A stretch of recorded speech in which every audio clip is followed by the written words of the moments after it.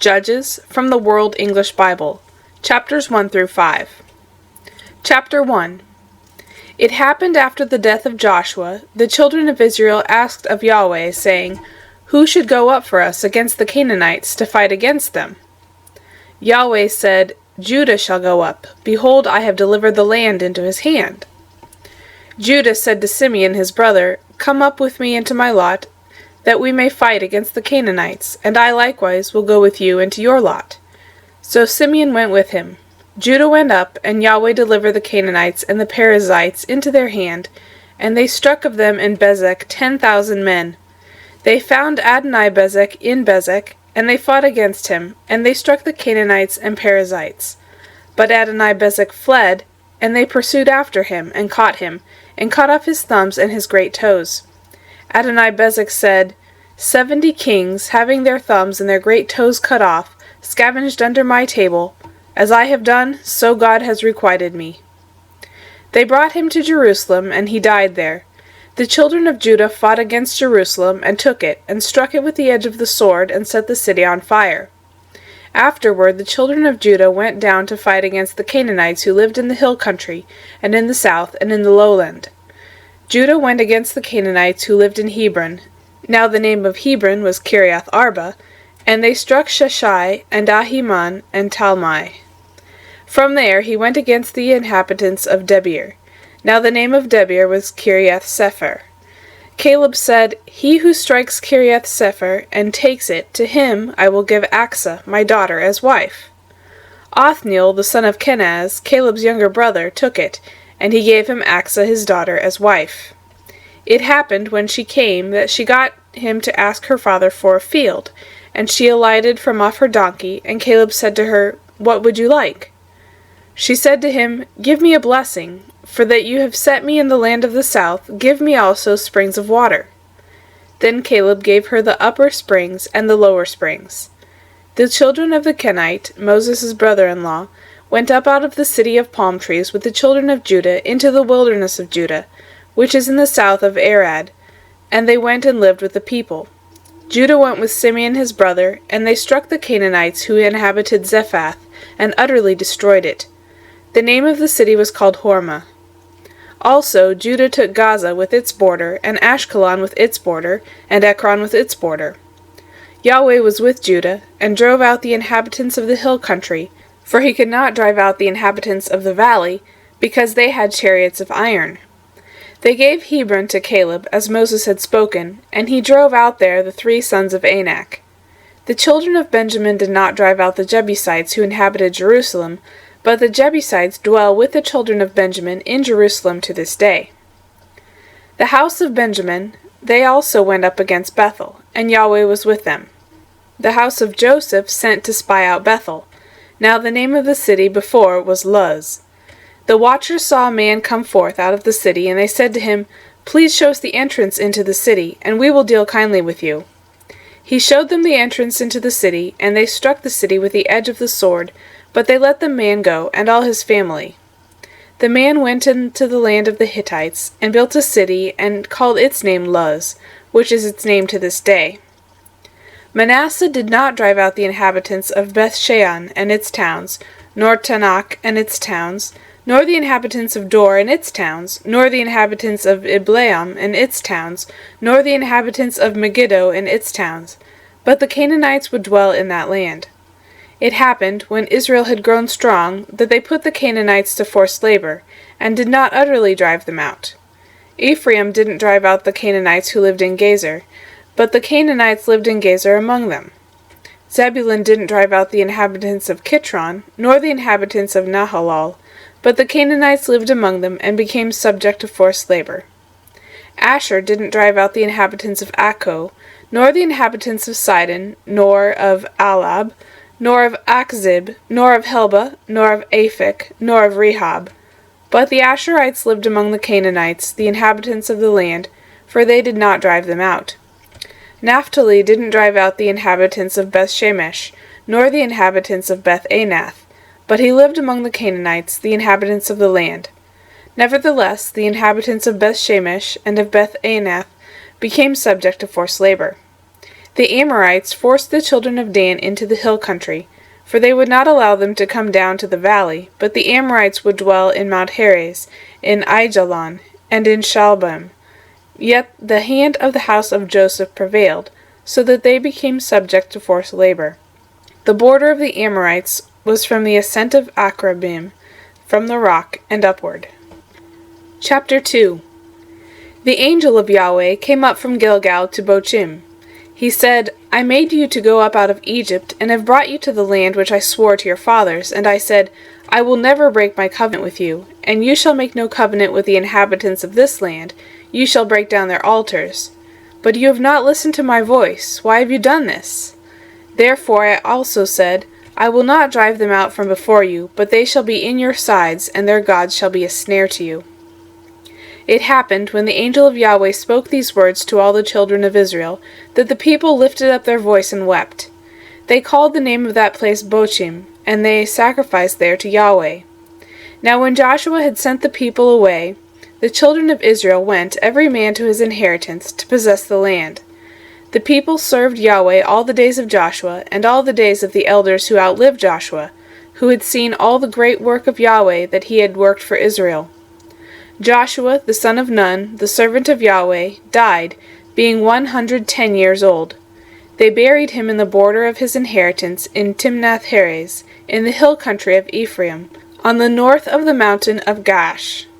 Also all that generation were gathered to their fathers, and there arose another generation after them, who didn't know Yahweh, nor yet the work which he had worked for Israel. The children of Israel did that which was evil in the sight of Yahweh, and served the Baals. And they forsook Yahweh, the God of their fathers, who brought them out of the land of Egypt, and followed other gods, of the gods of the peoples who were around them, and bowed themselves down to them. And they provoked Yahweh to anger. They forsook Yahweh, and served Baal and the Ashtaroth. The anger of Yahweh was kindled against Israel, and he delivered them into the hands of spoilers, who despoiled them, and he sold them into the hands of their enemies all around, so that they could not any longer stand before their enemies. Wherever they went out, the hand of Yahweh was against them for evil, as Yahweh had spoken, and as Yahweh had sworn to them, and they were very distressed. Yahweh raised up judges, who saved them out of the hand of those who despoiled them. Yet they didn't listen to their judges, for they played the prostitute after other gods, and bowed themselves down to them. They turned aside quickly out of the way in which their fathers walked, obeying the commandments of Yahweh. They didn't do so. When Yahweh raised them up judges, then Yahweh was with the judge, and saved them out of the hand of their enemies all the days of the judge. For it grieved Yahweh, because of their groaning, by reason of those who oppressed them and troubled them. But it happened, when the judge was dead, that they turned back, and dealt more corruptly than their fathers, in following other gods, to serve them, and to bow down to them. They didn't cease from their doings, nor from their stubborn way. The anger of Yahweh was kindled against Israel, and he said, Because this nation have transgressed my covenant which I commanded their fathers, and have not listened to my voice, I also will not henceforth drive out any from before them of the nations that Joshua left when he died, that by them I may prove Israel, whether they will keep the way of Yahweh to walk therein, as their fathers kept it, or not. So Yahweh left those nations without driving them out hastily, neither delivered he them into the hand of Joshua. Chapter 3. Now these are the nations which Yahweh left, to prove Israel by them, even as many as had not known all the wars of Canaan, only that the generations of the children of Israel might know, to teach them war, at the least such as before knew nothing of it, the 5 lords of the Philistines, and all the Canaanites, and the Sidonians, and the Hivites who lived on Mount Lebanon, from Mount Baal-Hermon to the entrance of Hamath. They were left to test Israel by them, to know whether they would listen to the commandments of Yahweh, which he commanded their fathers by Moses. The children of Israel lived among the Canaanites, the Hittites, and the Amorites, and the Perizzites, and the Hivites, and the Jebusites.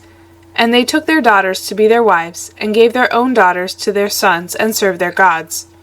The children of Israel did that which was evil in the sight of Yahweh, and forgot Yahweh their God, and served the Baals and the Ashtaroth. Therefore the anger of Yahweh was kindled against Israel, and he sold them into the hand of Cushan-Rishathaim, king of Mesopotamia. And the children of Israel served Cushan-Rishathaim 8 years. When the children of Israel cried to Yahweh, Yahweh raised up a Savior to the children of Israel, who saved them, even Othniel the son of Kenaz, Caleb's younger brother. The Spirit of Yahweh came upon him, and he judged Israel, and he went out to war. And Yahweh delivered Cushan-Rishathaim, king of Mesopotamia, into his hand, and his hand prevailed against Cushan-Rishathaim. The land had rest 40 years.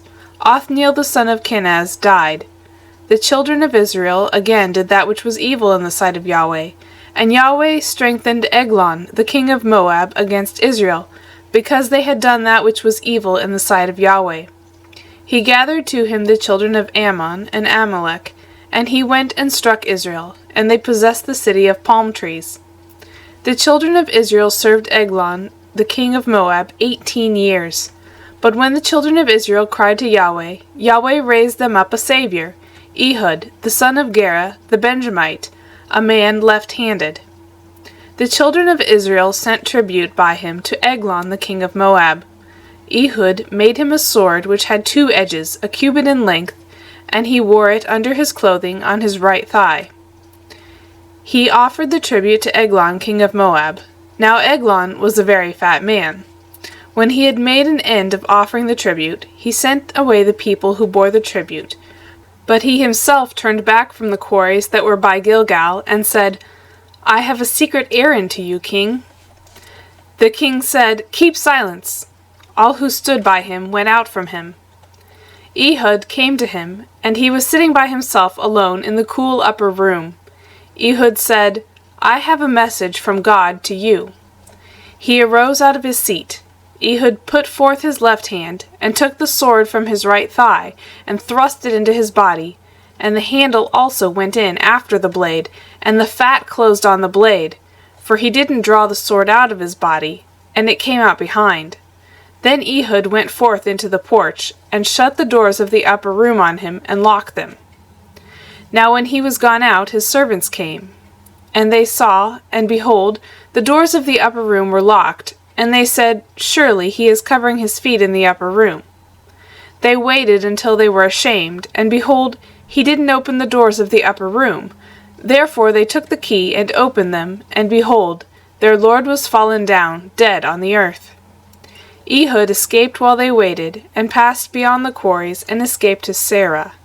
It happened, when he had come, that he blew a trumpet in the hill country of Ephraim, and the children of Israel went down with him from the hill country, and he before them. He said to them, Follow me, for Yahweh has delivered your enemies, the Moabites, into your hand. They followed him, and took the fords of the Jordan against the Moabites, and didn't allow any man to pass over. They struck of Moab at that time about 10,000 men, every lusty man, and every man of valor, and there escaped not a man. So Moab was subdued that day under the hand of Israel. The land had rest 80 years. After him was Shamgar, the son of Anath, who struck of the Philistines 600 men with an ox goad, and he also saved Israel. Chapter 4. The children of Israel again did that which was evil in the sight of Yahweh, when Ehud was dead. Yahweh sold them into the hand of Jabin, king of Canaan, who reigned in Hazor, the captain of whose army was Sisera, who lived in Harosheth of the Gentiles. The children of Israel cried to Yahweh, for he had 900 chariots of iron, and 20 years he mightily oppressed the children of Israel. Now Deborah, a prophetess, the wife of Lapidoth, she judged Israel at that time. She lived under the palm tree of Deborah, between Ramah and Bethel, in the hill country of Ephraim, and the children of Israel came up to her for judgment. She sent and called Barak the son of Abinoam out of Kadesh Naphtali, and said to him, Hasn't Yahweh the God of Israel commanded, Go and draw to Mount Tabor, and take with you 10,000 men of the children of Naphtali and of the children of Zebulun? I will draw to you to the river Kishon Sisera, the captain of Jabin's army, with his chariots and his multitude, and I will deliver him into your hand. Barak said to her, If you will go with me, then I will go, but if you will not go with me, I will not go. She said, I will surely go with you. Nevertheless, the journey that you take shall not be for your honor, for Yahweh will sell Sisera into the hand of a woman. Deborah arose and went with Barak to Kadesh. Barak called Zebulun and Naphtali together to Kadesh, and there went up 10,000 men at his feet, and Deborah went up with him. Now Heber the Kenite had separated himself from the Kenites, even from the children of Hobab the brother-in-law of Moses, and had pitched his tent as far as the oak in Zaanannim, which is by Kadesh. They told Sisera that Barak the son of Abinoam was gone up to Mount Tabor. Sisera gathered together all his chariots, even 900 chariots of iron, and all the people who were with him, from Harosheth of the Gentiles to the river Kishon. Deborah said to Barak, "Go, for this is the day in which Yahweh has delivered Sisera into your hand. Hasn't Yahweh gone out before you?" So Barak went down from Mount Tabor, and 10,000 men after him. Yahweh confused Sisera and all his chariots and all his army with the edge of the sword before Barak, and Sisera alighted from his chariot and fled away on his feet. But Barak pursued after the chariots and after the army to Harosheth of the Gentiles, and all the army of Sisera fell by the edge of the sword. There was not a man left. However, Sisera fled away on his feet to the tent of Jael, the wife of Heber the Kenite, for there was peace between Jabin the king of Hazor and the house of Heber the Kenite. Jael went out to meet Sisera and said to him, "Turn in, my lord, turn in to me, don't be afraid." He came in to her into the tent, and she covered him with a rug. He said to her, "Please, give me a little water to drink, for I am thirsty." She opened a bottle of milk and gave him a drink and covered him. He said to her, "Stand in the door of the tent, and it shall be, when any man comes and inquires of you, and says, 'Is there any man here?' that you shall say, 'No.'" Then Jael, Heber's wife, took a tent peg, and took a hammer in her hand, and went softly to him, and struck the pin into his temples, and it pierced through into the ground, for he was in a deep sleep, so he swooned and died. Behold, as Barak pursued Sisera, Jael came out to meet him, and said to him, "Come, and I will show you the man whom you seek." He came to her, and behold, Sisera lay dead, and the tent peg was in his temples. So God subdued on that day Jabin, the king of Canaan, before the children of Israel. The hand of the children of Israel prevailed more and more against Jabin, the king of Canaan, until they had destroyed Jabin, king of Canaan. Chapter 5.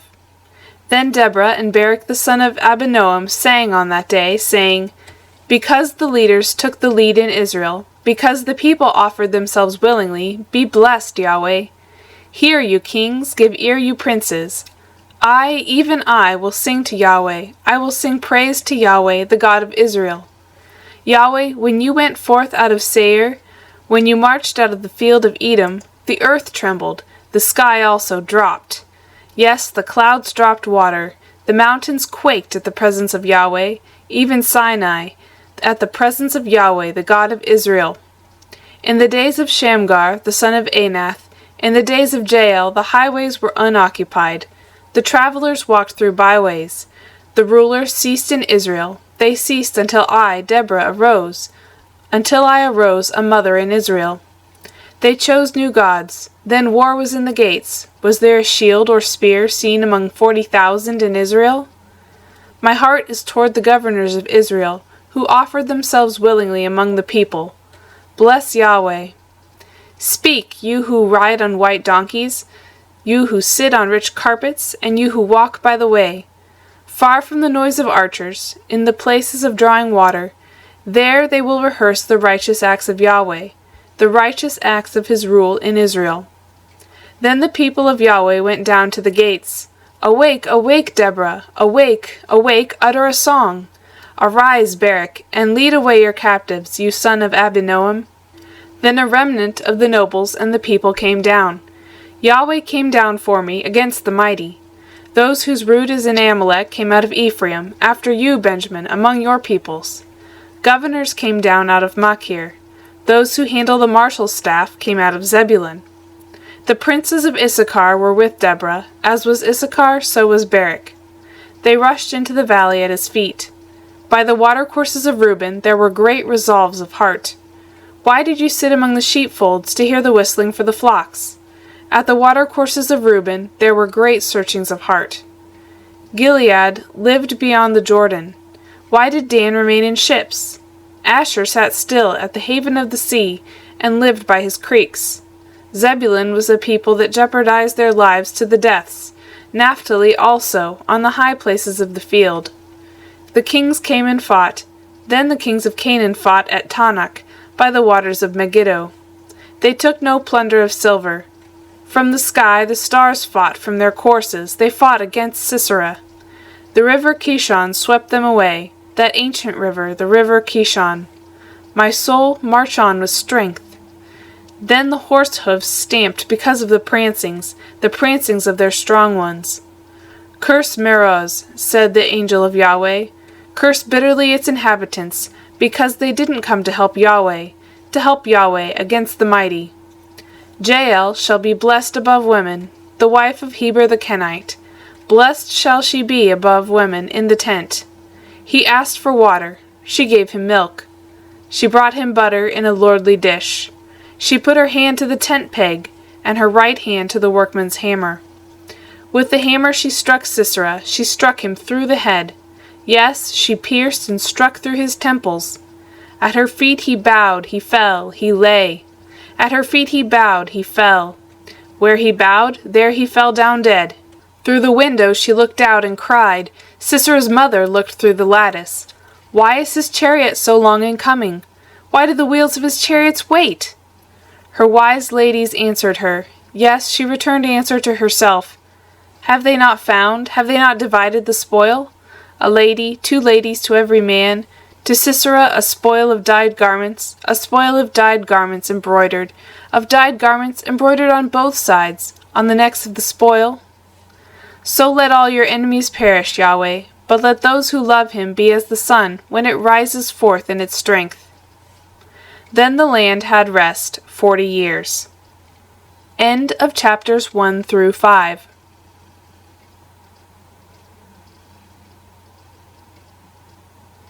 Judges from the World English Bible, chapters 6 to 12. Chapter 6.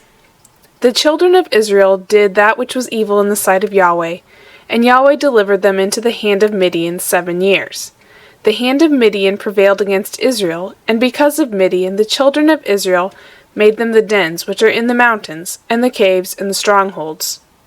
So it was, when Israel had sown, that the Midianites came up, and the Amalekites, and the children of the east, they came up against them, and they encamped against them, and destroyed the increase of the earth, until you come to Gaza, and left no sustenance in Israel, neither sheep, nor ox, nor donkey. For they came up with their livestock and their tents. They came in as locusts for multitude. Both they and their camels were without number, and they came into the land to destroy it. Israel was brought very low because of Midian, and the children of Israel cried to Yahweh. It happened, when the children of Israel cried to Yahweh because of Midian, that Yahweh sent a prophet to the children of Israel, and he said to them, Thus says Yahweh, the God of Israel, I brought you up from Egypt, and brought you forth out of the house of bondage, and I delivered you out of the hand of the Egyptians, and out of the hand of all who oppressed you, and drove them out from before you, and gave you their land. And I said to you, I am Yahweh your God. You shall not fear the gods of the Amorites, in whose land you dwell. But you have not listened to my voice. The angel of Yahweh came, and sat under the oak which is in Ophrah, that pertained to Joash the Abiezrite. And his son Gideon was beating out wheat in the winepress, to hide it from the Midianites. The angel of Yahweh appeared to him, and said to him, Yahweh is with you, you mighty man of valor. Gideon said to him, O my Lord, if Yahweh is with us, why then has all this happened to us? Where are all his wondrous works which our fathers told us of, saying, Didn't Yahweh bring us up from Egypt? But now Yahweh has cast us off, and delivered us into the hand of Midian. Yahweh looked at him and said, Go in this your might, and save Israel from the hand of Midian. Haven't I sent you? He said to him, O Lord, how shall I save Israel? Behold, my family is the poorest in Manasseh, and I am the least in my father's house. Yahweh said to him, Surely I will be with you, and you shall strike the Midianites as one man. He said to him, If now I have found favor in your sight, then show me a sign that it is you who talk with me. Please don't go away until I come to you and bring out my present and lay it before you." He said, "I will wait until you come back."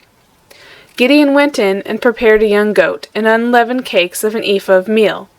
He put the meat in a basket, and he put the broth in a pot, and brought it out to him under the oak, and presented it. The angel of God said to him, "Take the meat and the unleavened cakes, and lay them on this rock, and pour out the broth." He did so. The angel of Yahweh stretched out the end of the staff that was in his hand, and touched the meat and the unleavened cakes, and fire went up out of the rock, and consumed the meat and the unleavened cakes, and the angel of Yahweh departed out of his sight. Gideon saw that he was the angel of Yahweh, and Gideon said, "Alas, Lord Yahweh, because I have seen the angel of Yahweh face to face." Yahweh said to him, "Peace be to you, don't be afraid, you shall not die." Then Gideon built an altar there to Yahweh, and called it, "Yahweh is Peace." To this day it is still in Ophrah of the Abiezrites. It happened the same night that Yahweh said to him, "Take your father's bull, even the second bull 7 years old, and throw down the altar of Baal that your father has, and cut down the Asherah that is by it, and build an altar to Yahweh your God on the top of this stronghold, in an orderly way, and take the second bull, and offer a burnt offering with the wood of the Asherah which you shall cut down." Then Gideon took 10 men of his servants, and did as Yahweh had spoken to him.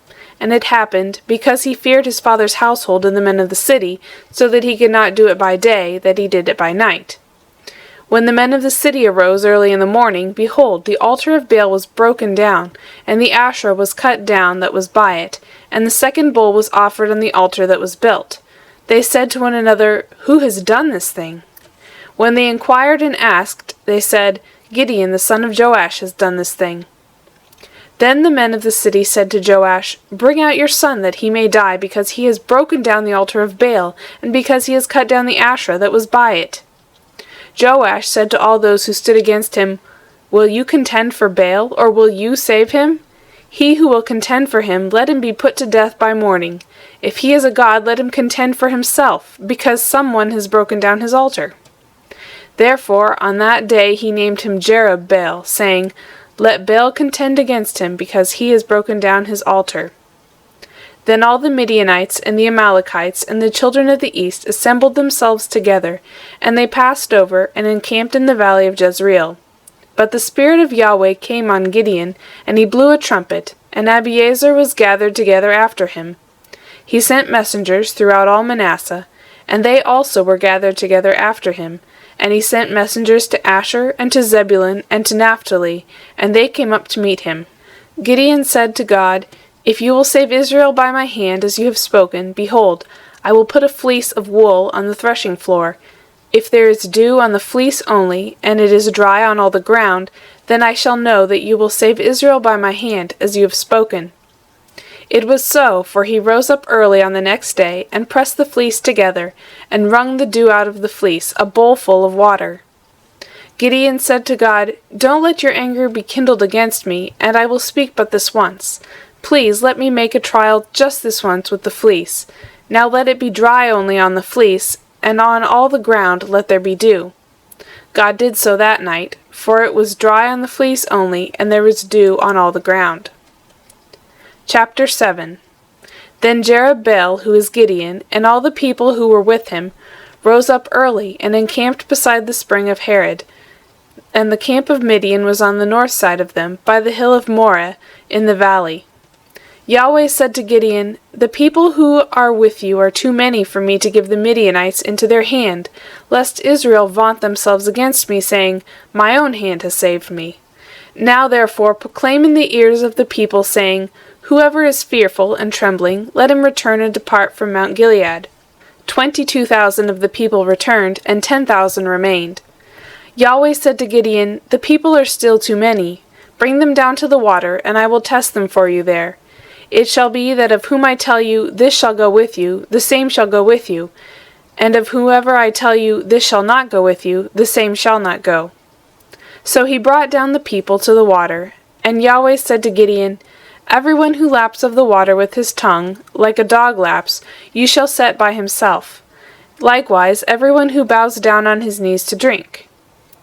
The number of those who lapped, putting their hand to their mouth, was 300 men, but all the rest of the people bowed down on their knees to drink water.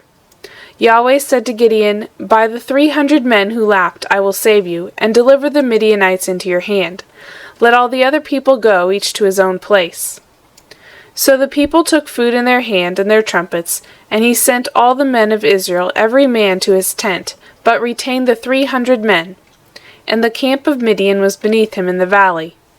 It happened the same night that Yahweh said to him, "Arise, go down into the camp, for I have delivered it into your hand. But if you are afraid to go down, go with Purah your servant down to the camp, and you shall hear what they say, and afterward your hands will be strengthened to go down into the camp." Then he went down with Purah his servant to the outermost part of the armed men who were in the camp.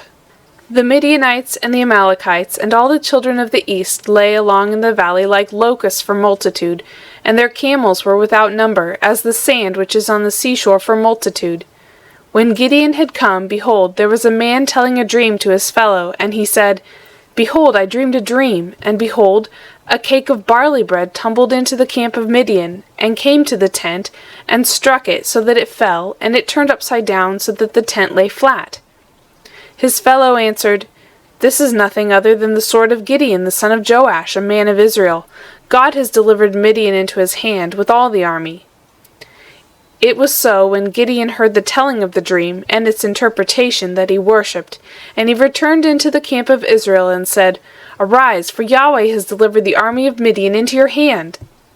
He divided the 300 men into 3 companies, and he put into the hands of all of them trumpets and empty pitchers, with torches within the pitchers. He said to them, "Watch me, and do likewise. Behold, when I come to the outermost part of the camp, it shall be that, as I do, so you shall do. When I blow the trumpet, I and all who are with me, then blow the trumpets also on every side of the camp, and shout, 'For Yahweh and for Gideon.'" So Gideon and the 300 men who were with him came to the outermost part of the camp in the beginning of the middle watch, when they had but newly set the watch, and they blew the trumpets, and broke in pieces the pitchers that were in their hands. The 3 companies blew the trumpets, and broke the pitchers, and held the torches in their left hands, and the trumpets in their right hands with which to blow, and they shouted, "The sword of Yahweh and of Gideon!" They each stood in his place around the camp, and all the army ran, and they shouted and put them to flight. They blew the 300 trumpets, and Yahweh set every man's sword against his fellow, and against all the army. And the army fled as far as Beth Shittah towards Zererah, as far as the border of Abel Meholah, by Tabath. The men of Israel were gathered together out of Naphtali, and out of Asher, and out of all Manasseh, and pursued after Midian. Gideon sent messengers throughout all the hill country of Ephraim, saying, "Come down against Midian, and take before them the waters, as far as Beth-barah, even the Jordan." So all the men of Ephraim were gathered together, and took the waters as far as Beth-barah, even the Jordan. They took the 2 princes of Midian, Oreb and Zeb, and they killed Oreb at the rock of Oreb, and Zeb they killed at the winepress of Zeb, and pursued Midian, and they brought the heads of Oreb and Zeb to Gideon beyond the Jordan. Chapter 8. The men of Ephraim said to him, "Why have you treated us this way, that you didn't call us when you went to fight with Midian?" They rebuked him sharply. He said to them, "What have I now done in comparison with you? Isn't the gleaning of the grapes of Ephraim better than the vintage of Abiezer? God has delivered into your hand the princes of Midian, Oreb and Zeb. What was I able to do in comparison with you?" Then their anger was abated toward him when he had said that. Gideon came to the Jordan and passed over, he and the 300 men who were with him, faint yet pursuing. He said to the men of Succoth, "Please give loaves of bread to the people who follow me, for they are faint, and I am pursuing after Zebah and Zalmunna, the kings of Midian." The princes of Succoth said, "Are the hands of Zebah and Zalmunna now in your hand, that we should give bread to your army?" Gideon said, "Therefore, when Yahweh has delivered Zebah and Zalmunna into my hand, then I will tear your flesh with the thorns of the wilderness and with briars." He went up there to Penuel, and spoke to them in the same way, and the men of Penuel answered him as the men of Succoth had answered him. He spoke also to the men of Penuel, saying, "When I come again in peace, I will break down this tower." Now Zebah and Zalmunna were in Karkor, and their armies with them, about 15,000 men, all who were left of the army of the children of the east. For there fell 120,000 men who drew sword. Gideon went up by the way of those who lived in tents, on the east of Nobah and Jogbehah, and struck the army, for the army was secure. Zebah and Zalmunna fled, and he pursued after them, and he took the 2 kings of Midian, Zebah and Zalmunna, and confused all the army. Gideon the son of Joash returned from the battle from the ascent of Heres. He caught a young man of the men of Succoth, and inquired of him, and he described for him the princes of Succoth, and its elders, 77 men. He came to the men of Succoth, and said, See Zebah and Zalmunna, concerning whom you taunted me, saying, Are the hands of Zebah and Zalmunna now in your hand, that we should give bread to your men who are weary? He took the elders of the city, and thorns of the wilderness and briars, and with them he taught the men of Succoth. He broke down the tower of Penuel, and killed the men of the city. Then he said to Zebah and Zalmunna, What kind of men were they whom you killed at Tabor? They answered, They were like you, each one resembled the children of a king. He said, They were my brothers, the sons of my mother. As Yahweh lives, if you had saved them alive, I would not kill you. He said to Jithar his firstborn, Get up and kill them. But the youth didn't draw his sword, for he was afraid, because he was yet a youth. Then Zebah and Zalmunna said, Rise and fall on us, for as the man is, so is his strength. Gideon arose and killed Zebah and Zalmunna, and took the crescents that were on their camels' necks. Then the men of Israel said to Gideon, Rule over us, both you and your son's son also, for you have saved us out of the hand of Midian. Gideon said to them, I will not rule over you, neither shall my son rule over you. Yahweh shall rule over you. Gideon said to them, I would make a request of you, that you would give me every man the earrings of his spoil, for they had golden earrings because they were Ishmaelites. They answered, We will willingly give them. They spread a garment, and every man threw the earrings of his spoil into it.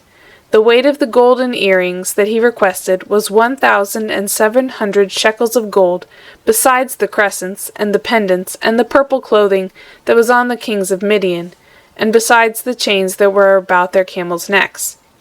Gideon made an ephod of it, and put it in his city, even in Ophrah. And all Israel played the prostitute after it there, and it became a snare to Gideon and to his house.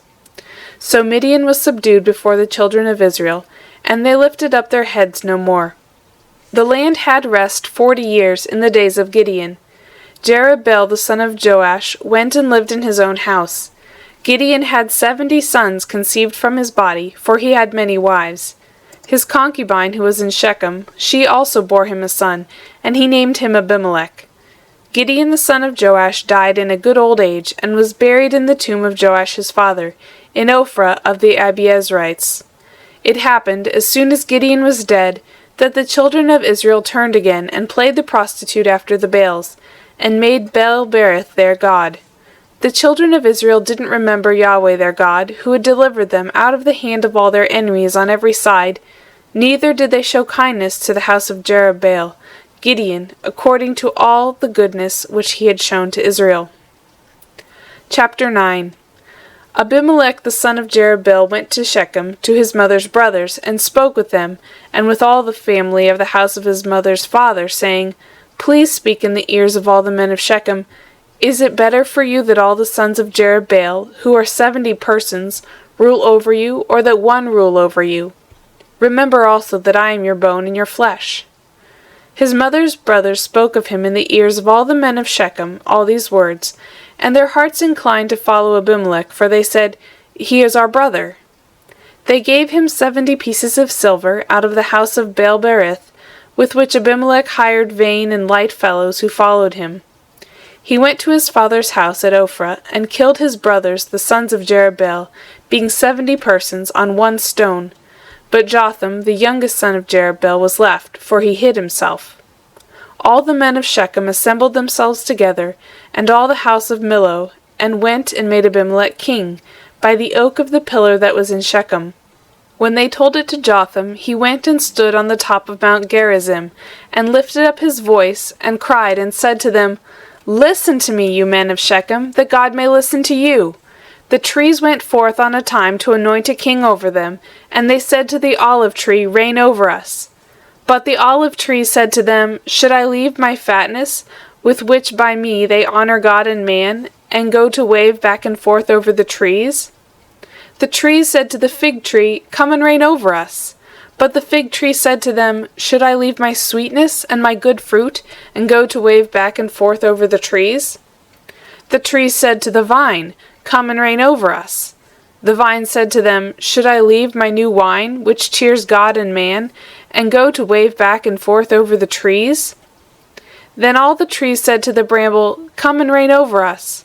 The bramble said to the trees, "If in truth you anoint me king over you, then come and take refuge in my shade, and if not, let fire come out of the bramble, and devour the cedars of Lebanon. Now therefore, if you have dealt truly and righteously, in that you have made Abimelech king, and if you have dealt with Jerubbaal and his house, and have done to him according to the deserving of his hands, for my father fought for you, and risked his life, and delivered you out of the hand of Midian, and you have risen up against my father's house this day, and have slain his sons 70 persons on one stone, and have made Abimelech, the son of his female servant, king over the men of Shechem, because he is your brother. If you then have dealt truly and righteously with Jerubbaal and with his house this day, then rejoice in Abimelech, and let him also rejoice in you. But if not, let fire come out from Abimelech, and devour the men of Shechem, and the house of Millo, and let fire come out from the men of Shechem, and from the house of Millo, and devour Abimelech. Jotham ran away and fled, and went to Beer, and lived there, for fear of Abimelech his brother. Abimelech was prince over Israel 3 years. God sent an evil spirit between Abimelech and the men of Shechem, and the men of Shechem dealt treacherously with Abimelech, that the violence done to the 70 sons of Jerubbaal might come, and that their blood might be laid on Abimelech their brother, who killed them, and on the men of Shechem, who strengthened his hands to kill his brothers. The men of Shechem set an ambush for him on the tops of the mountains, and they robbed all who came along that way by them. And it was told Abimelech. Gaal the son of Ebed came with his brothers, and went over to Shechem, and the men of Shechem put their trust in him. They went out into the field, and harvested their vineyards, and trod the grapes, and held festival, and went into the house of their God, and ate and drank, and cursed Abimelech. Gaal the son of Ebed said, "Who is Abimelech, and who is Shechem, that we should serve them? Isn't he the son of Jerubbaal, and Zebul his officer? Serve the men of Hamor, the father of Shechem. But why should we serve him? Would that this people were under my hand, then I would remove Abimelech." He said to Abimelech, "Increase your army, and come out." When Zebul the ruler of the city heard the words of Gaal the son of Ebed, his anger was kindled. He sent messengers to Abimelech craftily, saying, "Behold, Gaal the son of Ebed and his brothers have come to Shechem, and behold, they incite the city against you. Now therefore, go up by night, you and the people who are with you, and lie in wait in the field, and it shall be that in the morning, as soon as the sun is up, you shall rise early and rush on the city, and behold, when he and the people who are with him come out against you, then may you do to them as you shall find occasion." Abimelech rose up, and all the people who were with him, by night, and they laid wait against Shechem in 4 companies. Gaal the son of Ebed went out, and stood in the entrance of the gate of the city, and Abimelech rose up, and the people who were with him, from the ambush. When Gaal saw the people, he said to Zebul, "Behold, people are coming down from the tops of the mountains." Zebul said to him, "You see the shadow of the mountains as if they were men." Gaal spoke again and said, "Behold, people are coming down by the middle of the land, and one company comes by the way of the oak of Meonenim." Then Zebul said to him, "Now where is your mouth that you said, 'Who is Abimelech, that we should serve him?' Isn't this the people that you have despised? Please go out now and fight with them." Gaal went out before the men of Shechem, and fought with Abimelech.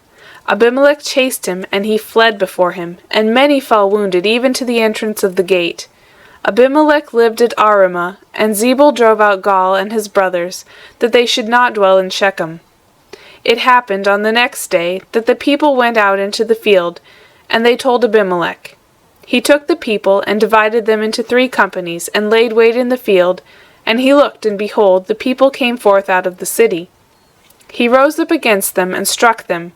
Abimelech and the companies that were with him rushed forward, and stood in the entrance of the gate of the city, and the 2 companies rushed on all who were in the field, and struck them. Abimelech fought against the city all that day, and he took the city, and killed the people who were therein, and he beat down the city, and sowed it with salt. When all the men of the tower of Shechem heard of it, they entered into the stronghold of the house of Elbereth. It was told Abimelech that all the men of the tower of Shechem were gathered together. Abimelech went up to Mount Zalmon, he and all the people who were with him, and Abimelech took an axe in his hand, and cut down a bough from the trees, and took it up, and laid it on his shoulder.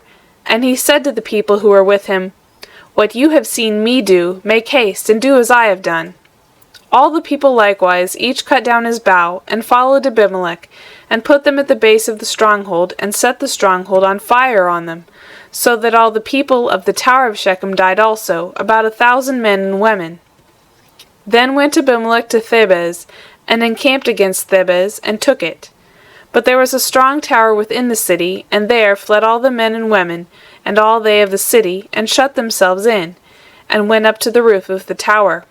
Abimelech came to the tower, and fought against it, and drew near to the door of the tower to burn it with fire.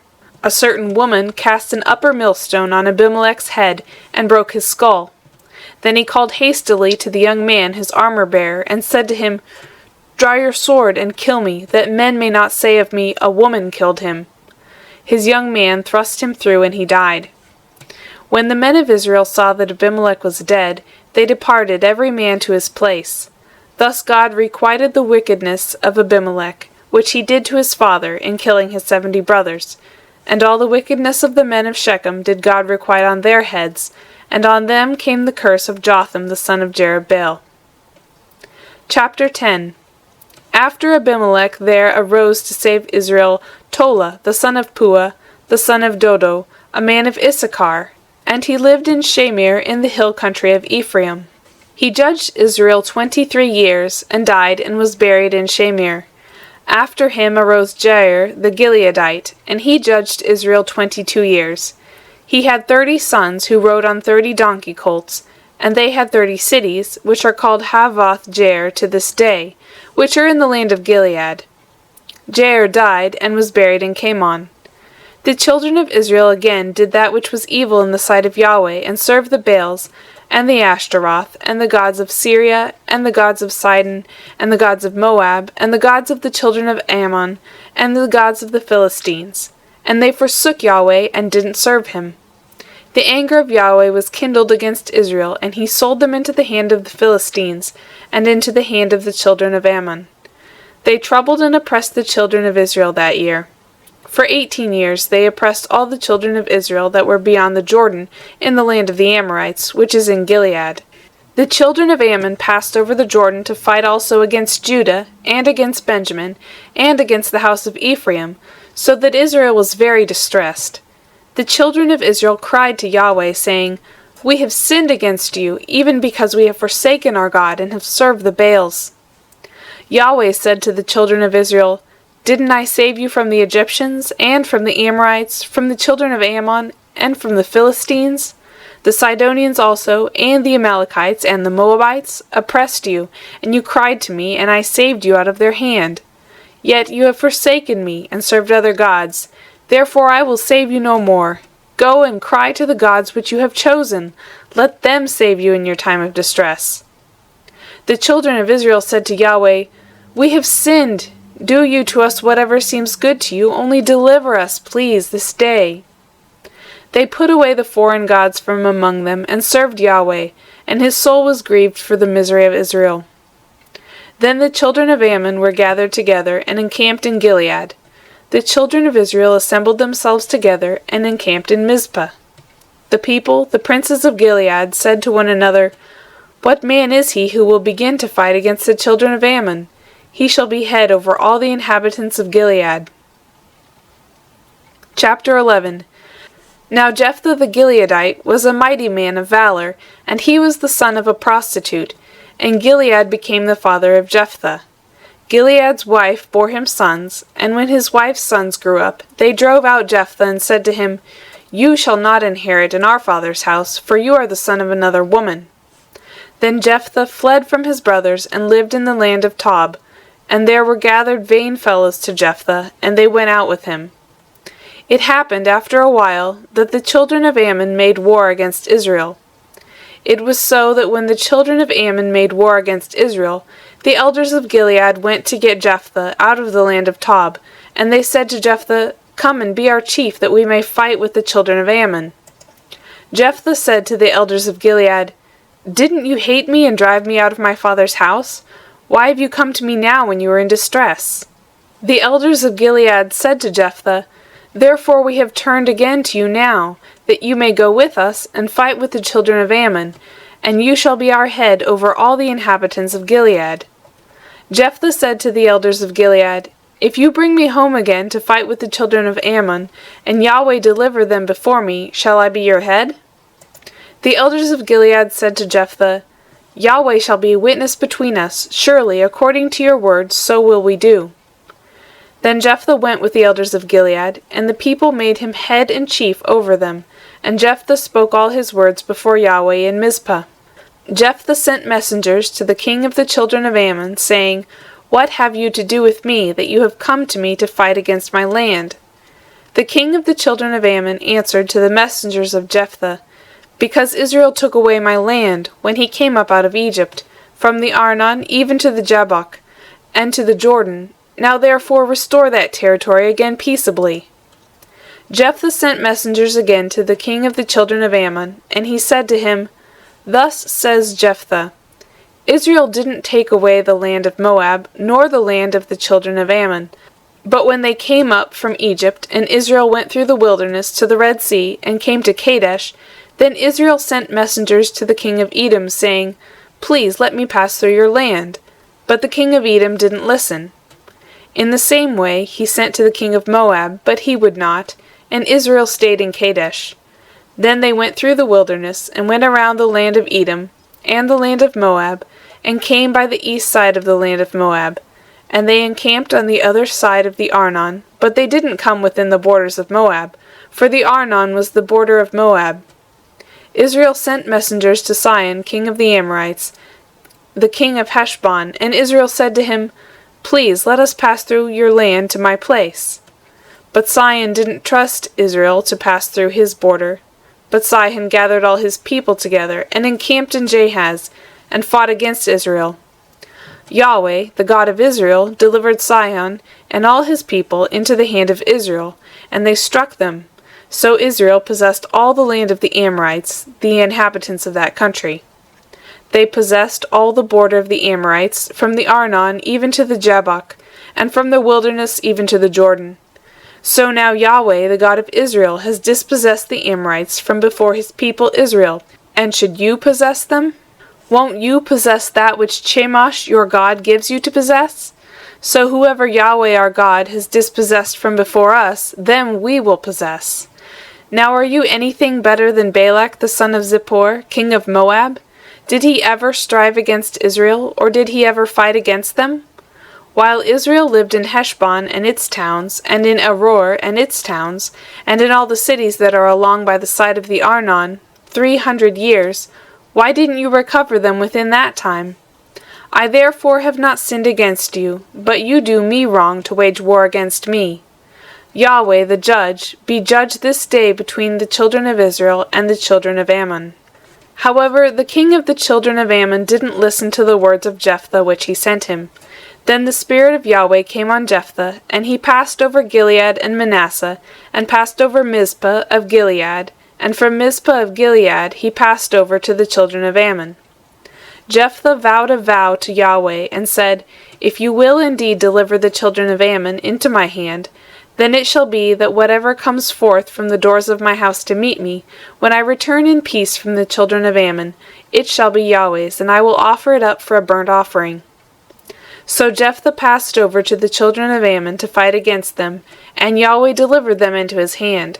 He struck them from Aroer until you come to Minnith, even 20 cities, and to Abel Cheramim with a very great slaughter. So the children of Ammon were subdued before the children of Israel. Jephthah came to Mizpah to his house, and behold, his daughter came out to meet him with tambourines and with dances, and she was his only child. Besides her he had neither son nor daughter. It happened, when he saw her, that he tore his clothes and said, Alas, my daughter, you have brought me very low, and you are one of those who trouble me, for I have opened my mouth to Yahweh, and I can't go back. She said to him, My father, you have opened your mouth to Yahweh. Do to me according to that which has proceeded out of your mouth, because Yahweh has taken vengeance for you on your enemies, even on the children of Ammon. She said to her father, Let this thing be done for me. Let me alone 2 months, that I may depart, and go down on the mountains, and bewail my virginity, I and my companions. He said, Go. He sent her away for 2 months, and she departed, she and her companions, and mourned her virginity on the mountains. It happened at the end of 2 months, that she returned to her father, who did with her according to his vow which he had vowed, and she was a virgin. It was a custom in Israel that the daughters of Israel went yearly to celebrate the daughter of Jephthah the Gileadite 4 days in a year. Chapter 12. The men of Ephraim were gathered together, and passed northward, and they said to Jephthah, Why did you pass over to fight against the children of Ammon? And why didn't you call us to go with you? We will burn your house around you with fire. Jephthah said to them, I and my people were at great strife with the children of Ammon, and when I called you, you didn't save me out of their hand. When I saw that you didn't save me, I put my life in my hand, and passed over against the children of Ammon, and Yahweh delivered them into my hand. Why then have you come up to me this day to fight against me? Then Jephthah gathered together all the men of Gilead, and fought with Ephraim. And the men of Gilead struck Ephraim, because they said, You are fugitives of Ephraim, you Gileadites, in the midst of Ephraim, and in the midst of Manasseh. The Gileadites took the fords of the Jordan against the Ephraimites. It was so that when the fugitives of Ephraim said, Let me go over, the men of Gilead said to him, Are you an Ephraimite? If he said no, then they said to him, Now say Shibboleth. And he said Sibboleth, for he couldn't manage to pronounce it right. Then they seized him, and killed him at the fords of the Jordan. At that time 42,000 of Ephraim fell. Jephthah judged Israel 6 years. Then Jephthah the Gileadite died, and was buried in the cities of Gilead. After him Ibzan of Bethlehem judged Israel. He had 30 sons, and 30 daughters he sent abroad, and 30 daughters he brought in from abroad for his sons. He judged Israel 7 years. Ibzan died, and was buried at Bethlehem. After him Elon the Zebulunite judged Israel, and he judged Israel 10 years. Elon the Zebulunite died, and was buried in Aijalon in the land of Zebulun. After him Abdon the son of Hillel the Pirathonite judged Israel. He had 40 sons, and 30 sons' sons, who rode on 70 donkey colts, and he judged Israel 8 years. Abdon the son of Hillel the Pirathonite died, and was buried in Pirathon, in the land of Ephraim, in the hill country of the Amalekites. End of chapters 6 to 12.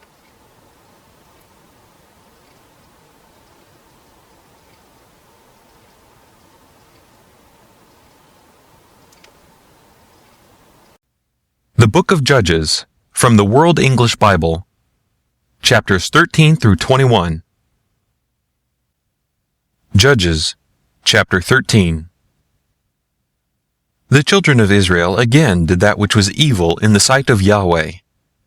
And Yahweh delivered them into the hand of the Philistines 40 years.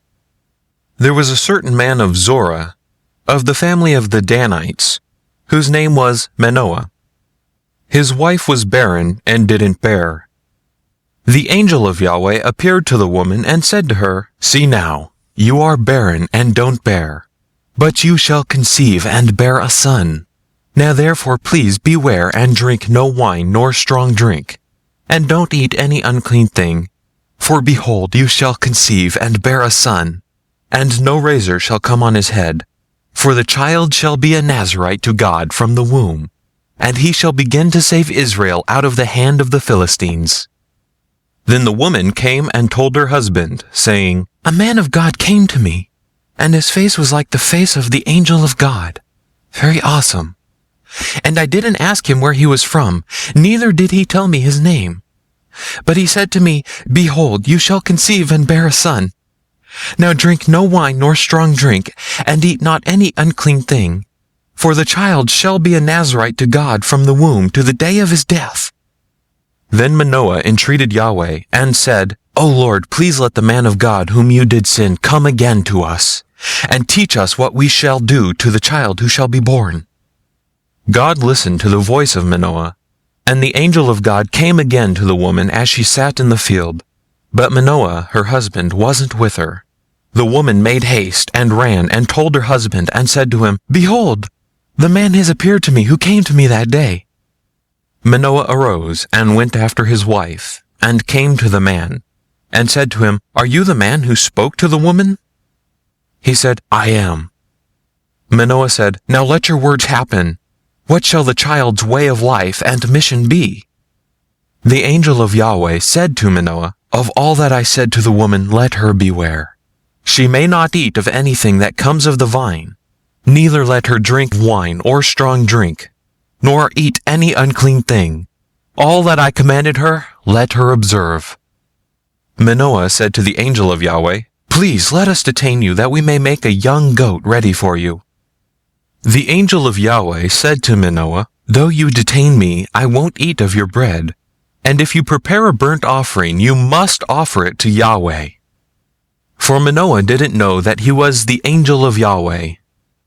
Manoah said to the angel of Yahweh, What is your name, that when your words happen we may honor you? The angel of Yahweh said to him, Why do you ask about my name, since it is wonderful?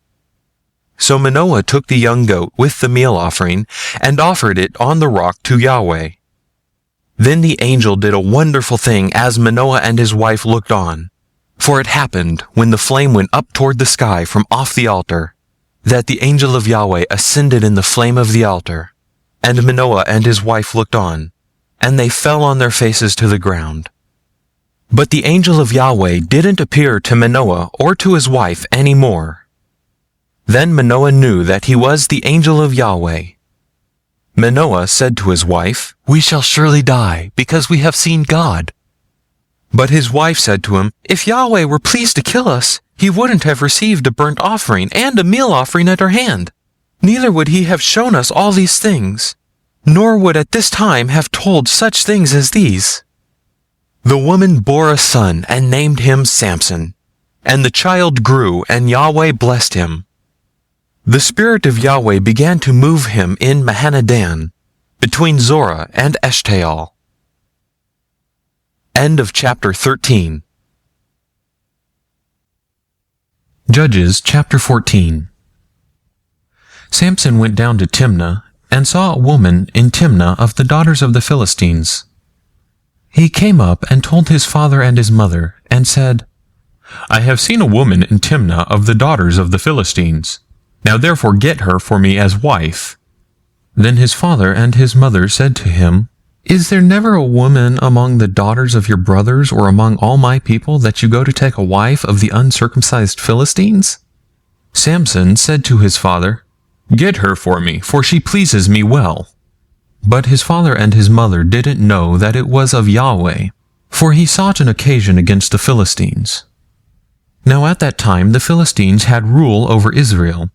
Then went Samson down, and his father and his mother, to Timnah, and came to the vineyards of Timnah. And behold, a young lion roared against him. The Spirit of Yahweh came mightily on him, and he tore him as he would have torn a young goat. And he had nothing in his hand, but he didn't tell his father or his mother what he had done. He went down and talked with the woman, and she pleased Samson well. After a while he returned to take her, and he turned aside to see the carcass of the lion. And behold, there was a swarm of bees in the body of the lion, and honey. He took it into his hands and went on, eating as he went. And he came to his father and mother, and gave to them, and they ate. But he didn't tell them that he had taken the honey out of the body of the lion. His father went down to the woman, and Samson made there a feast, for so used the young men to do. It happened when they saw him, that they brought 30 companions to be with him.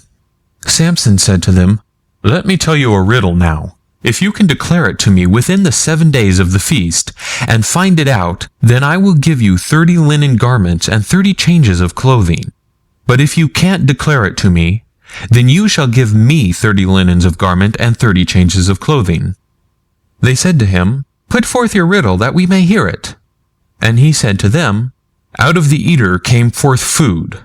Out of the strong came forth sweetness." They couldn't in 3 days declare the riddle. It happened on the 7th day that they said to Samson's wife, "Entice your husband that he may declare to us the riddle, lest we burn you and your father's house with fire. Have you called us to impoverish us? Is it not so?"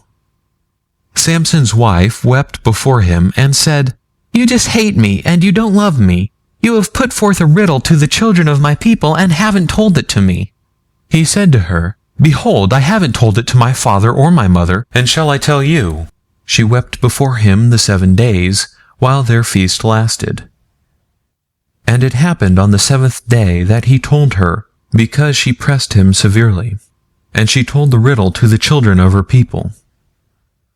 The men of the city said to him on the 7th day before the sun went down, "What is sweeter than honey? What is stronger than a lion?" He said to them, "If you hadn't plowed with my heifer, you wouldn't have found out my riddle." The Spirit of Yahweh came mightily on him, and he went down to Ashkelon and struck 30 men of them, and took their spoil, and gave the changes of clothing to those who declared the riddle. His anger was kindled, and he went up to his father's house. But Samson's wife was given to his companion, whom he had used as his friend.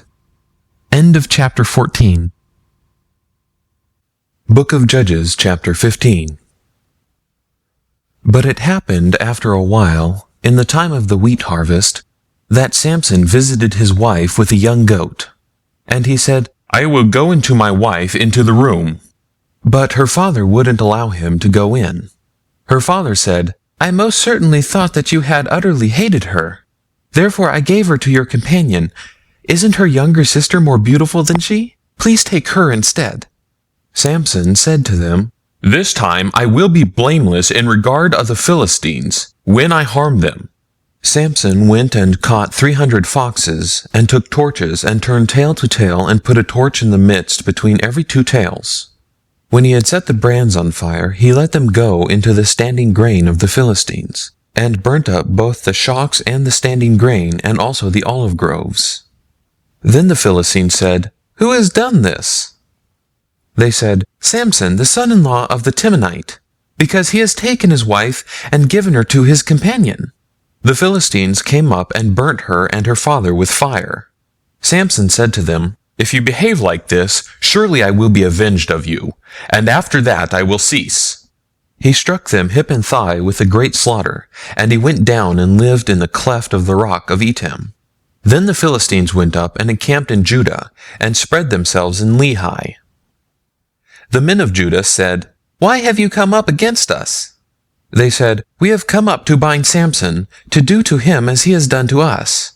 Then 3,000 men of Judah went down to the cleft of the rock of Etam, and said to Samson, "Don't you know that the Philistines are rulers over us? What then is this that you have done to us?" He said to them, "As they did to me, so I have done to them." They said to him, "We have come down to bind you, that we may deliver you into the hands of the Philistines." Samson said to them, "Swear to me that you will not fall on me yourselves." They spoke to him, saying, "No, but we will bind you fast and deliver you into their hand. But surely we will not kill you." They bound him with 2 new ropes and brought him up from the rock. When he came to Lehi, the Philistines shouted as they met him. And the Spirit of Yahweh came mightily on him. And the ropes that were on his arms became as flax that was burnt with fire, and his bands dropped off from his hands. He found a fresh jawbone of a donkey, and put forth his hand, and took it, and struck 1,000 men therewith. Samson said, "With the jawbone of a donkey, heaps on heaps, with the jawbone of a donkey I have struck 1,000 men." It happened, when he had made an end of speaking, that he had cast away the jawbone out of his hand, and that place was called Ramoth Lehi. He was very thirsty, and called on Yahweh, and said, You have given this great deliverance by the hand of your servant, and now shall I die for thirst and fall into the hands of the uncircumcised? But God split the hollow place that is in Lehi, and water came out of it. When he had drunk, his spirit came again, and he revived. Therefore its name was called Enhakkore, which is in Lehi to this day. He judged Israel in the days of the Philistines 20 years. End of chapter 15. Judges, chapter 16. Samson went to Gaza, and saw there a prostitute, and went into her. The Gazites were told, Samson is here. They surrounded him, and laid wait for him all night in the gate of the city, and were quiet all night, saying, Wait until morning light, then we will kill him. Samson lay until midnight, and arose at midnight, and lay hold of the doors of the gate of the city, and the 2 posts, and plucked them up, bar and all, and put them on his shoulders, and carried them up to the top of the mountain that is before Hebron. It came to pass afterward, that he loved a woman in the valley of Sorek, whose name was Delilah. The lords of the Philistines came up to her, and said to her, Entice him, and see in which his great strength lies, and by what means we may prevail against him, that we may bind him to afflict him, and we will each give you 1,100 pieces of silver. Delilah said to Samson, Please tell me where your great strength lies, and what you might be bound to afflict you.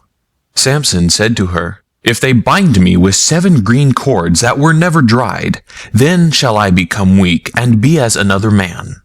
Then the lords of the Philistines brought up to her 7 green cords which had not been dried, and she bound him with them. Now she had an ambush waiting in the inner room. She said to him, The Philistines are on you, Samson. He broke the cords as a string of tow is broken when it touches the fire. So his strength was not known. Delilah said to Samson, Behold, you have mocked me, and told me lies. Now please tell me with which you might be bound. He said to her, If they only bind me with new ropes with which no work has been done, then shall I become weak, and be as another man. So Delilah took new ropes, and bound him therewith, and said to him, The Philistines are on you, Samson. The ambush was waiting in the inner room. He broke them off his arms like a thread. Delilah said to Samson, Until now you have mocked me and told me lies. Tell me with which you might be bound. He said to her, If you weave the 7 locks of my head with the web. She fastened it with the pin, and said to him, The Philistines are on you, Samson. He awakened out of his sleep, and plucked away the pin of the beam and the web. She said to him, How can you say, I love you, when your heart is not with me? You have mocked me these 3 times, and have not told me where your great strength lies. It happened, when she pressed him daily with her words, and urged him, that his soul was troubled to death. He told her all his heart, and said to her, No razor has ever come on my head, for I have been a Nazirite to God from my mother's womb. If I am shaved, then my strength will go from me, and I will become weak, and be like any other man. When Delilah saw that he had told her all his heart, she sent and called for the lords of the Philistines, saying, Come up this once, for he has told me all his heart. Then the lords of the Philistines came up to her, and brought the money in their hand. She made him sleep on her knees, and she called for a man, and shaved off the 7 locks of his head. And she began to afflict him, and his strength went from him. She said, The Philistines are upon you, Samson. He awoke out of his sleep, and said, I will go out as at other times, and shake myself free. But he didn't know that Yahweh had departed from him. The Philistines laid hold on him, and put out his eyes. And they brought him down to Gaza, and bound him with fetters of brass, and he ground at the mill in the prison.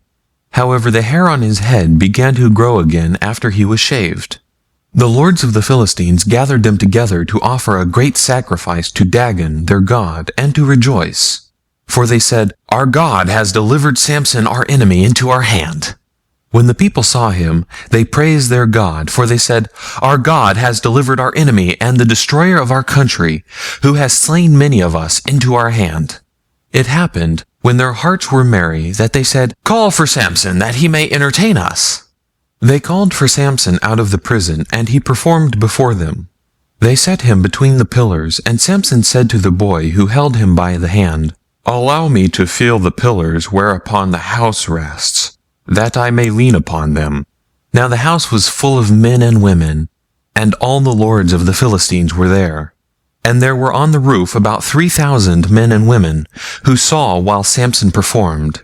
Samson called to Yahweh and said, "Lord Yahweh, remember me, please, and strengthen me, please, only this once, God, that I may be at once avenged of the Philistines for my 2 eyes."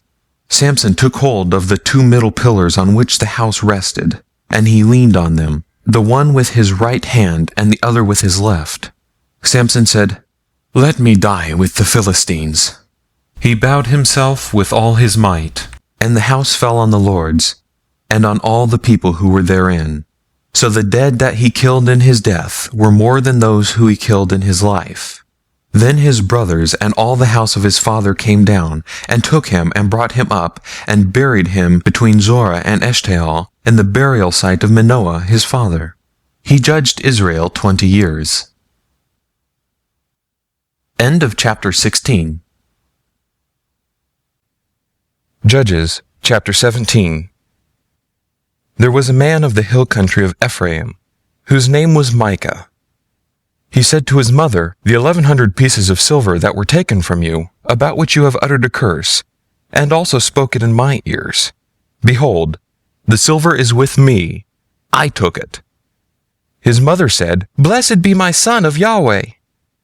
He restored the 1,100 pieces of silver to his mother, and his mother said, "I most certainly dedicate the silver to Yahweh from my hand for my son, to make an engraved image and a molten image. Now therefore I will restore it to you." When he restored the money to his mother took 200 pieces of silver, and gave them to the founder, who made of it an engraved image, and a molten image, and it was in the house of Micah. The man Micah had a house of gods, and he made an ephod, and teraphim, and consecrated one of his sons, who became his priest. In those days there was no king in Israel. Every man did that which was right in his own eyes. There was a young man out of Bethlehem, Judah, of the family of Judah, who was a Levite, and he lived there. The man departed out of the city, out of Bethlehem, Judah, to live where he could find a place. And he came to the hill country of Ephraim, to the house of Micah, as he traveled. Micah said to him, "Where did you come from?" He said to him, "I am a Levite of Bethlehem, Judah, and I am looking for a place to live." Micah said to him, "Dwell with me, and be to me a father and a priest, and I will give you 10 pieces of silver per year, a suit of clothing, and your food." So the Levite went in. The Levite was content to dwell with the man, and the young man was to him as one of his sons. Micah consecrated the Levite, and the young man became his priest, and was in the house of Micah. Then Micah said, "Now know I that Yahweh will do good to me, since I have a Levite to my priest." End of chapter 17. Judges, chapter 18. In those days there was no king in Israel, and in those days the tribe of the Danites sought an inheritance to dwell in. For to that day their inheritance had not fallen to them among the tribes of Israel. The children of Dan sent of their family 5 men from their whole number, men of valor, from Zorah and from Eshtaol, to spy out the land, and to search it. And they said to them, "Go, explore the land." They came to the hill country of Ephraim, to the house of Micah, and lodged there. When they were by the house of Micah, they knew the voice of the young man the Levite, and they turned aside there and said to him, "Who brought you here? What do you do in this place? What do you have here?" He said to them, "Thus and thus has Micah dealt with me, and he has hired me, and I am become his priest." They said to him, "Please ask counsel of God, that we may know whether our way which we go shall be prosperous." The priest said to them, "Go in peace. Your way in which you go is before Yahweh." Then the 5 men departed and came to Laish, and saw the people who were therein, how they lived in security, in the way of the Sidonians, quiet and secure. For there was none in the land possessing authority that might put them to shame in anything, And they were far from the Sidonians, and had no dealings with any man. They came to their brothers to Zorah and Eshtaol, and their brothers said to them, What do you say? They said, Arise, and let us go up against them, for we have seen the land, and behold, it is very good. Do you stand still? Don't be slothful to go and to enter in to possess the land. When you go, you shall come to a secure people, and the land is large, for God has given it into your hand, a place where there is no want of anything that is in the earth. There set forth from the family of the Danites, out of Zorah and out of Eshtaol, 600 men girt with weapons of war. They went up and encamped in Kiriath-jearim, in Judah. Therefore they called that place Mahanadan to this day. Behold, it is behind Kiriath-jearim. They passed there to the hill country of Ephraim, and came to the house of Micah. Then the 5 men who went to spy out the country of Laish answered, and said to their brothers, Do you know that there is in these houses an ephod, and teraphim, and an engraved image, and a molten image? Now therefore consider what you have to do. They turned aside there, and came to the house of the young man the Levite, even to the house of Micah, and asked him of his welfare. The 600 men girt with their weapons of war, who were of the children of Dan, stood by the entrance of the gate. The 5 men who went out to spy the land went up, and came in there, and took the engraved image, and the ephod, and the teraphim, and the molten image. And the priest stood by the entrance of the gate with the 600 men girt with weapons of war. When these went into Micah's house, and fetched the engraved image, the ephod, and the teraphim, and the molten image, the priest said to them, What are you doing? They said to him, Hold your peace, put your hand on your mouth, and go with us, and be to us a father and a priest. Is it better for you to be a priest to the house of one man, or to be a priest to a tribe and a family in Israel? The priest's heart was glad, and he took the ephod, and the teraphim, and the engraved image, and went in the midst of the people. So they turned and departed, and put the little ones, and the livestock, and the goods before them. When they were a good way from the house of Micah, the men who were in the house near to Micah's house were gathered together, and overtook the children of Dan. They cried to the children of Dan. They turned their faces, and said to Micah, What ails you, that you come with such a company? He said, You have taken away my gods which I made, and the priest, and have gone away, and what more do I have? How then do you say to me, What ails you?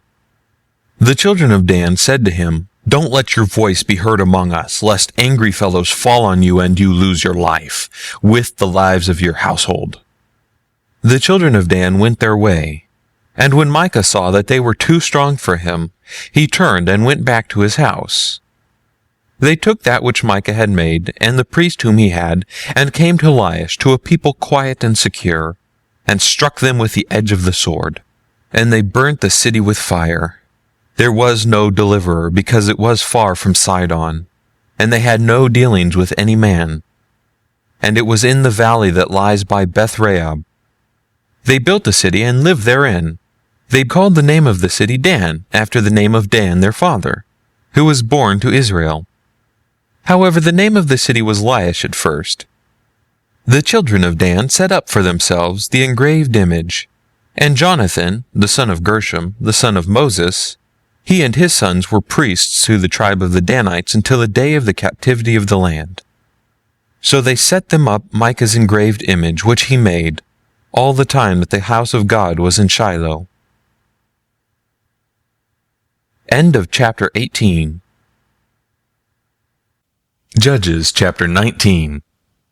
It happened in those days, when there was no king in Israel, that there was a certain Levite living on the farther side of the hill country of Ephraim, who took to him a concubine out of Bethlehem, Judah.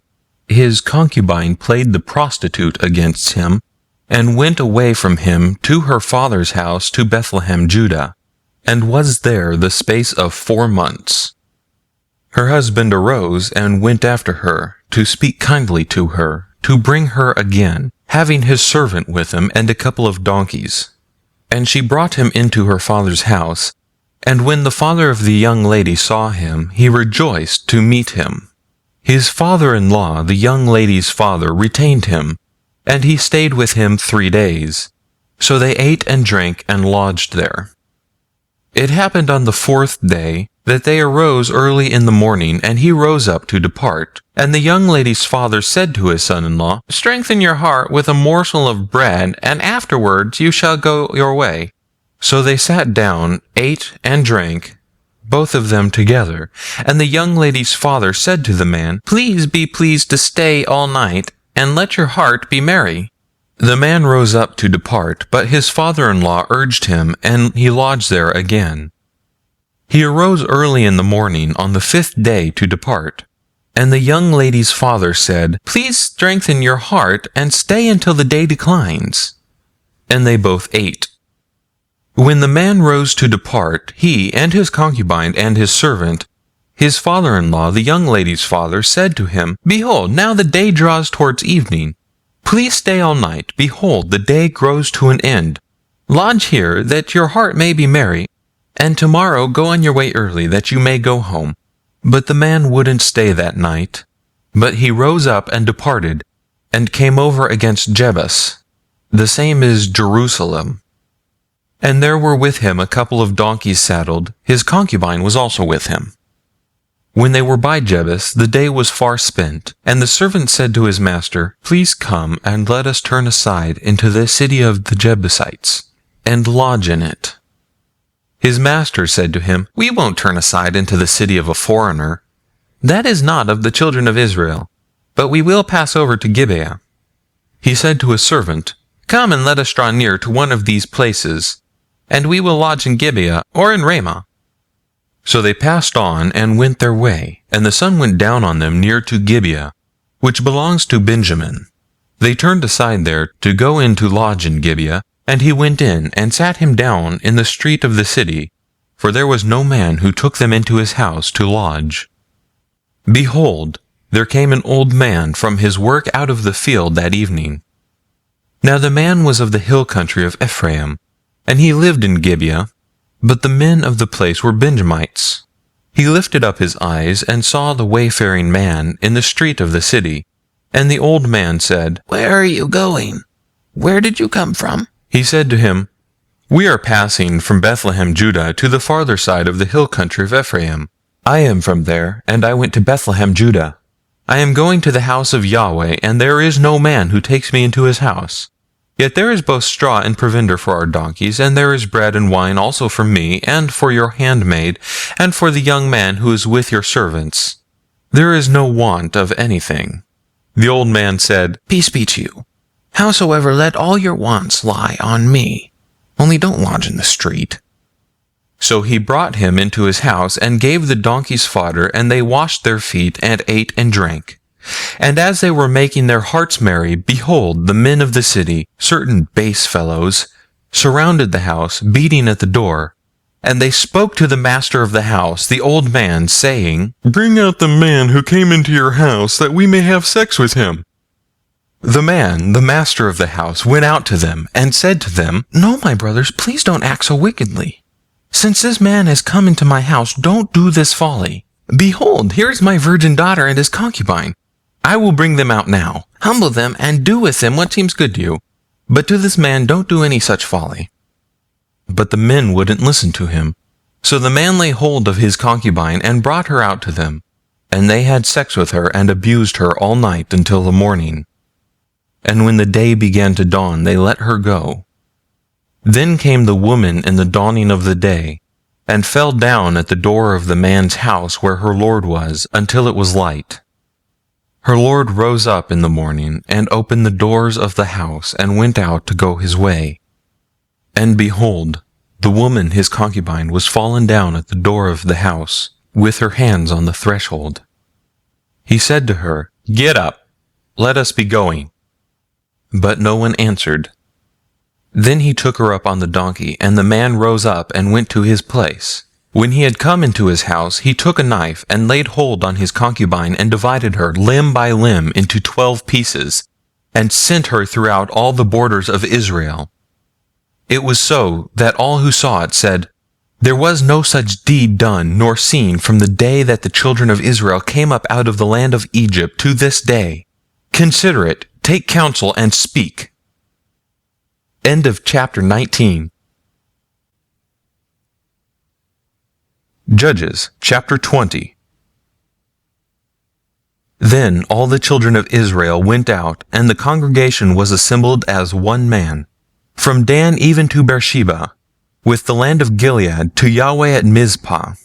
The chiefs of all people, even of all the tribes of Israel, presented themselves in the assembly of the people of God, 400,000 footmen who drew swords. Now the children of Benjamin heard that the children of Israel had gone up to Mizpah. The children of Israel said, "Tell us, how did this wickedness happen?" The Levite, the husband of the woman who was murdered, answered, "I came into Gibeah that belongs to Benjamin, I and my concubine to lodge. The men of Gibeah rose against me and surrounded the house by night. They thought to have slain me, and they forced my concubine, and she is dead. I took my concubine and cut her in pieces, and sent her throughout all the country of the inheritance of Israel, for they have committed lewdness and folly in Israel. Behold, you children of Israel, all of you, give here your advice and counsel."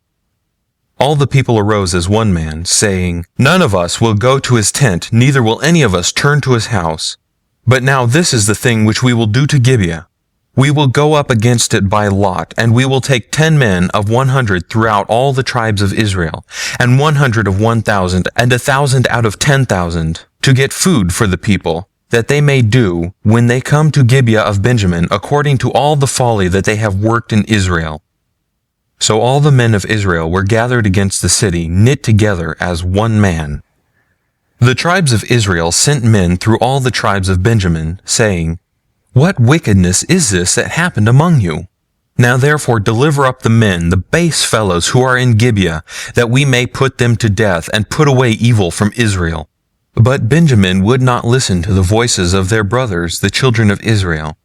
The children of Benjamin gathered themselves together out of the cities to Gibeah, to go out to battle against the children of Israel.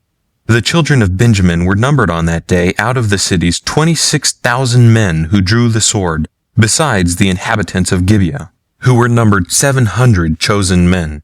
Among all this people there were 700 chosen men left-handed.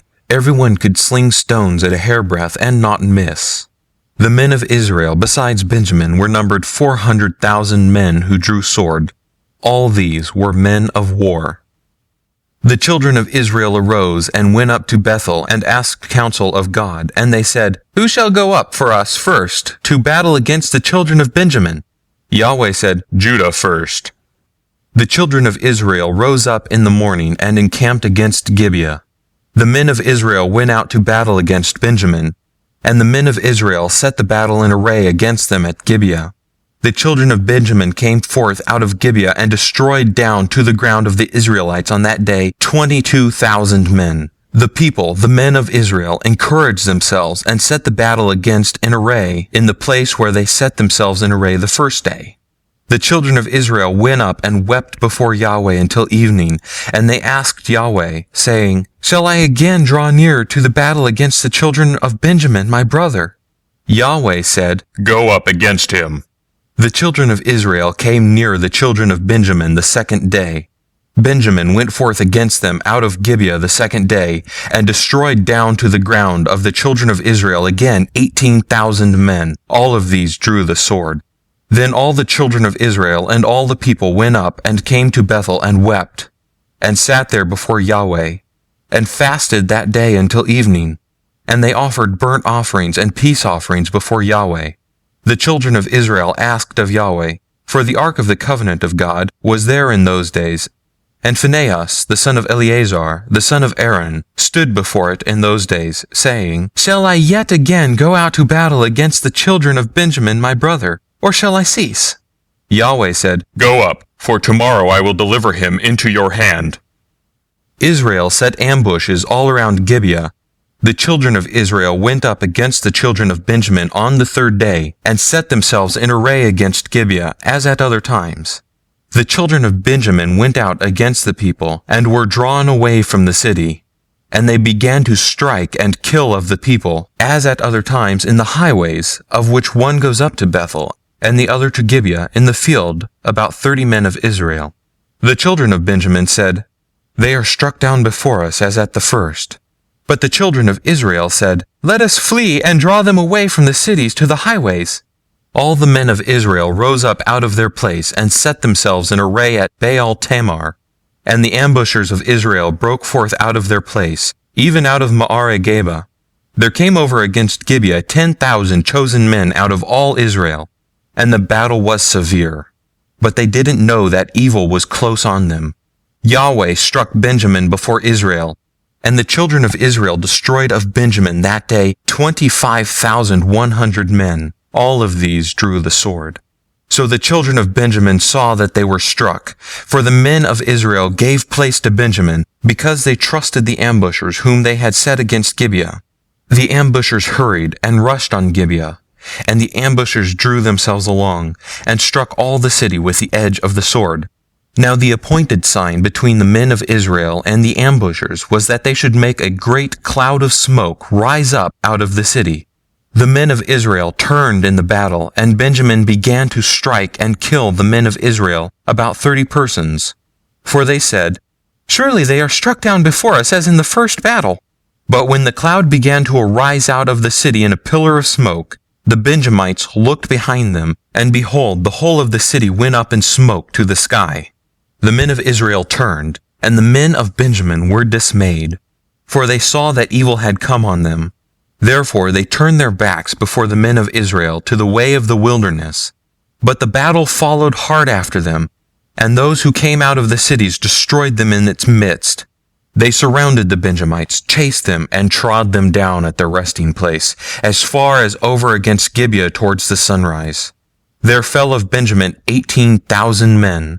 All these were men of valor. They turned and fled toward the wilderness to the rock of Rimmon, and they gleaned of them in the highways 5,000 men, and followed hard after them to get them, and struck of them 2,000 men, so that all who fell that day of Benjamin were 25,000 men who drew the sword, and all of these were men of valor. But 600 men turned and fled toward the wilderness to the rock of Rimmon, and stayed in the rock of Rimmon 4 months. The men of Israel turned again on the children of Benjamin, and struck with the edge of the sword both the entire city, and the livestock, and all that they found. Moreover, all the cities which they found, they set on fire. End of chapter 20. Judges, chapter 21. Now the men of Israel had sworn in Mizpah, saying, There shall not any of us give his daughter to Benjamin as wife. The people came to Bethel and sat there until evening before God, and lifted up their voices and wept severely. They said, Yahweh, the God of Israel, why has this happened in Israel, that there should be today one tribe lacking in Israel? It happened on the next day that the people rose early and built there an altar, and offered burnt offerings and peace offerings. The children of Israel said, Who is there among all the tribes of Israel who didn't come up in the assembly to Yahweh? For they had made a great oath concerning him who didn't come up to Yahweh at Mizpah, saying, He shall surely be put to death. The children of Israel grieved for Benjamin their brother, and said, There is one tribe cut off from Israel this day. How shall we provide wives for those who remain, since we have sworn by Yahweh that we will not give them of our daughters to wives?